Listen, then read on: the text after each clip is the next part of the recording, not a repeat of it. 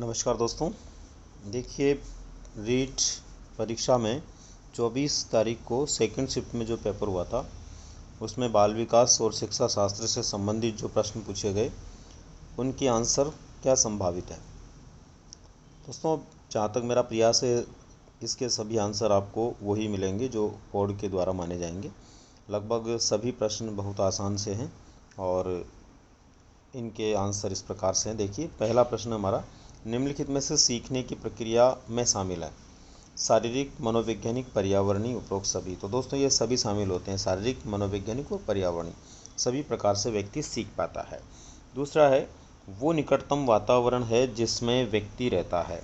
खालिस्तान वो निकटतम वातावरण है जिसमें व्यक्ति रहता है।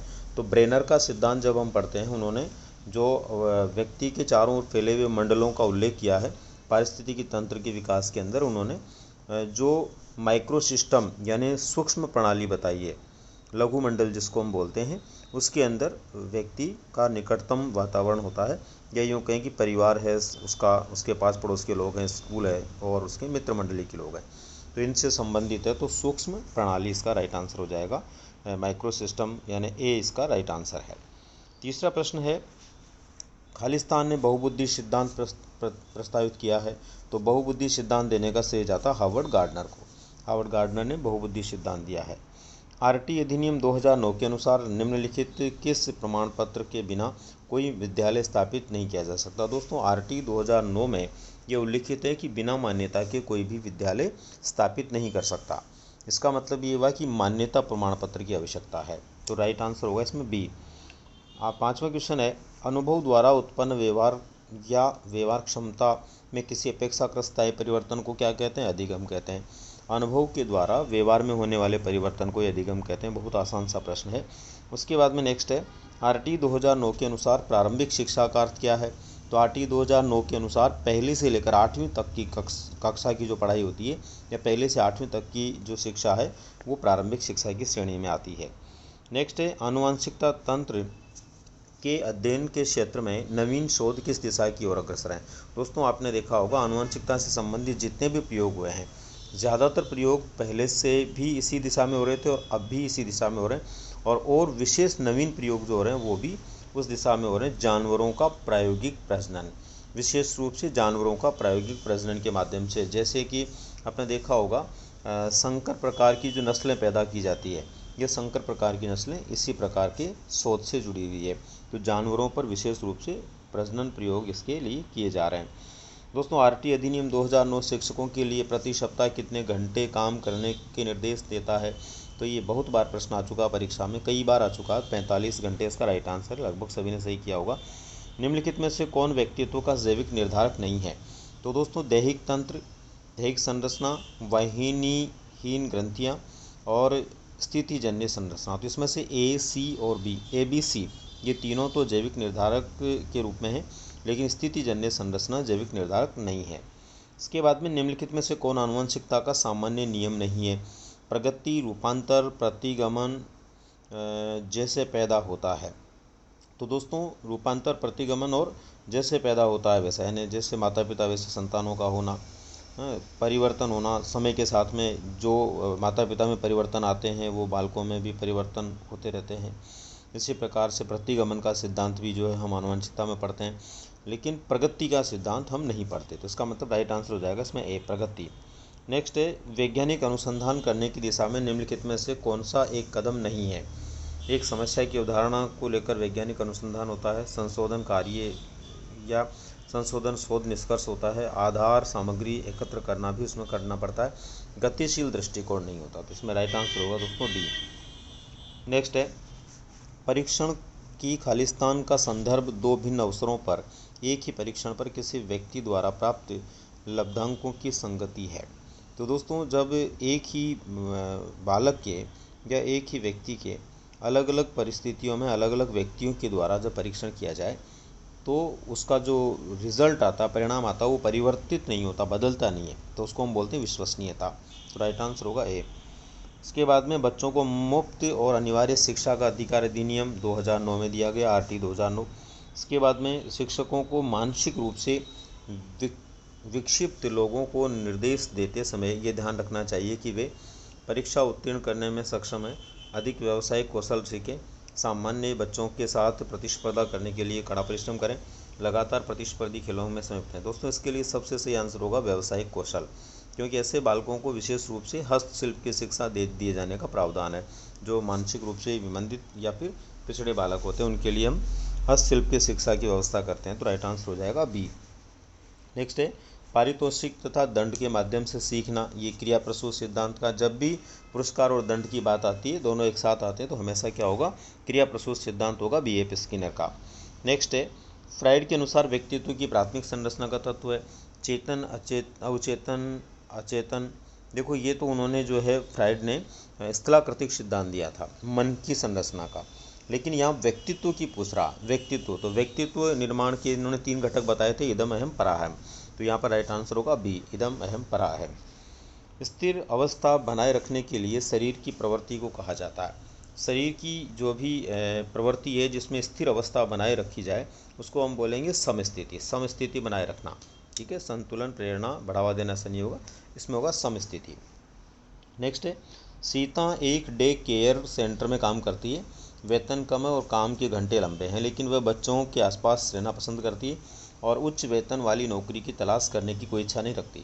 सीता की प्रेरणा किस प्रकार की लगती है? आंतरिक, बाह्य, बाहरी, स्वार्थी। तो बाह्य, बाहरी और स्वार्थी ये नहीं हो सकता, क्योंकि बाह्य बाहरी तो एक ही है दोनों लगभग, और स्वार्थी इसमें बिल्कुल नहीं होगा। स्वार्थी होती तो उच्च वेतन के लिए वो प्रयास करती, इसका मतलब इसका राइट आंसर हो जाएगा आंतरिक। बहुत आसान प्रश्न पूछे गए हैं दोस्तों इसमें। नेक्स्ट है प्रतिभाशाली की पहचान में हमें प्राथमिकता देनी चाहिए। प्रतिभाशाली बालकों को हम कैसे पहचान सकते हैं? माता पिता की राय से, वस्तुनिष्ठ परीक्षा का परिणाम देख करके, शिक्षकों की राय से, सामुदायिक दृष्टिकोण से। तो वस्तुनिष्ठ परीक्षा का परिणाम, अगर हम प्रतिभाशाली बालक की पहचान करना चाहते हैं तो वस्तुनिष्ठ परीक्षा जो व्यापक दृष्टिकोण की होती है उसका उपयोग कर सकते हैं। नेक्स्ट है दोस्तों निम्नलिखित में से कौन सा संज्ञानात्मक कार्य पद्धति के स्वस्थ स्तर को बनाए रखने में मदद करने के लिए उपयुक्त नहीं है? क्रीड़ा में भाग लेना, बिल्कुल ये तो उपयोगी है। क्रॉसवर्ड पहेली का पर कार्य करना, बिल्कुल ये भी उपयोगी है। पहेली का उपयोग बालकों के संज्ञानात्मक विकास के लिए किया जाता है। आसीन जीवन शैली, आसीन जीवन शैली का मतलब होता है दोस्तों ऐसी जीवन शैली जिसमें व्यक्ति ज़्यादा से ज़्यादा आराम में रहता है, रिलैक्स करता है। पठन करना यानी पढ़ना, ये भी संज्ञानात्मक कार्य को बढ़ाने में योगदान देता है। इसका मतलब आसीन जीवन शैली, जो आराम से जीना चाहता है, आराम से रहना चाहता है, मज़े से रहता है, सोता है, खाता है, पीता, सोता है, ऐसे व्यक्ति, या ज़्यादा लंबे समय तक बैठा रहता है, तो ये सी इसका आंसर होगा, क्योंकि उपयुक्त नहीं है पूछ रहा इसलिए आसीन जीवन शैली। नेक्स्ट है जीवन अस्तित्व के संघर्ष और उत्तरजीविता की एक सतत श्रृंखला प्रस्तुत करता है। ये किसके द्वारा कहा गया था? दोस्तों ये सिद्धांत है डार्विन का। डार्विन ने कहा था कि जीवन अस्तित्व के संघर्ष और उत्तरजीविता की एक सतत श्रृंखला के रूप में प्रस्तुत करता है। इसके बाद में पियाजे द्वारा दिए गए संज्ञानात्मक विकास के सिद्धांत में निम्नलिखित में से कौन सा विकास का प्रमुख काल नहीं है? तो देखो पियाजे ने संवेदी प्रेरक स्थिति बताई है, पूर्व संक्रियात्मक अवस्था बताई है, औपचारिक अवस्था बताई है, लेकिन चक्रीय चरण ने बताया। तो राइट आंसर हो जाएगा इसमें सी। ये सी जो है ये प्रमुख काल नहीं है। इसके बाद में नेक्स्ट है जब कोई व्यक्ति सूचनाओं को संशोधित कर रहा होता है तो मस्तिष्क में चलने वाली मानसिक गतिविधि कहलाती है। दोस्तों किसी भी सूचना को संशोधित करते समय मस्तिष्क में चलने वाली मानसिक स्थिति को हम बोलते हैं, एक प्रकार से ये समस्या समाधान की प्रोसेस हो गई, और समस्या समाधान की प्रोसेस को हम बोलते हैं सोचना, समझना, विचारना। इसका मतलब चिंतन करना। तो चिंतन एक मानसिक गत्यात्मक क्रिया है जो समस्या समाधान में योगदान देती है या अधिगम विकास में योगदान देती है। तो इसका राइट आंसर होगा विचारण यानी थिंकिंग। नेक्स्ट है बुद्धि लब्धि निकालने का सूत्र है MA/CA/100। बिल्कुल पहला ही राइट आंसर है दोस्तों। मानसिक आयु बटे वास्तविक आयु गुणा 100, ये IQ का सूत्र है बुद्धि लब्धि का, तो पहला इसका राइट आंसर हो जाएगा। इसके बाद में नेक्स्ट है आत्मसातकरण है।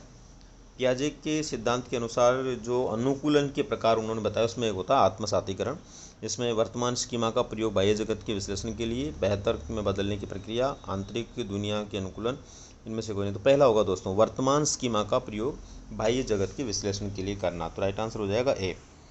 26 नंबर का क्वेश्चन है शिक्षा के 3 प्रमुख आधार, खालिस्तान, खालिस्तान एवं खालिस्तान है। तो शिक्षक छात्र पाठ्यक्रम, ये तो सभी का सही हुआ होगा 100%, बहुत आसान प्रश्न है।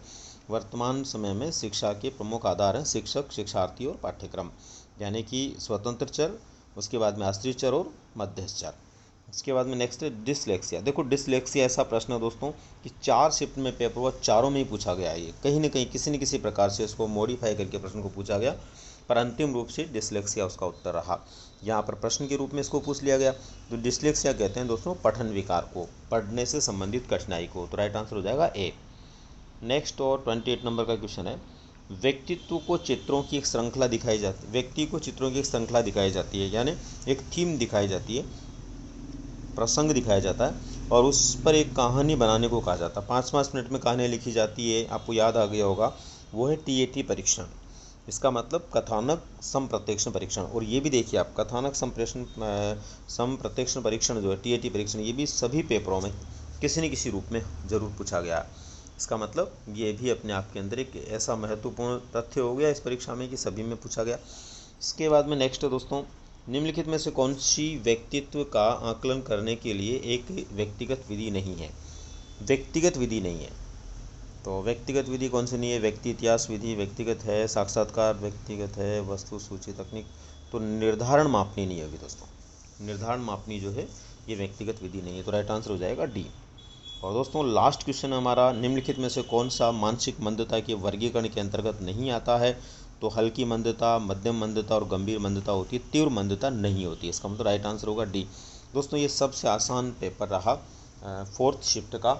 और दोस्तों ज़्यादातर विद्यार्थियों ने बहुत अच्छे से इस पेपर को किया होगा। सभी को इस के माध्यम से मैं सूचित करना चाहूँगा कि जिस प्रकार से अभी आपने पात्रता की इस परीक्षा के लिए पूरी मेहनत के साथ में प्रयास करते हुए अपने सभी पेपर बहुत ढंग से दिए, पात्रता आपने लगभग सिद्ध कर ली, ऐसी स्थिति में आप पहुंच गए होंगे।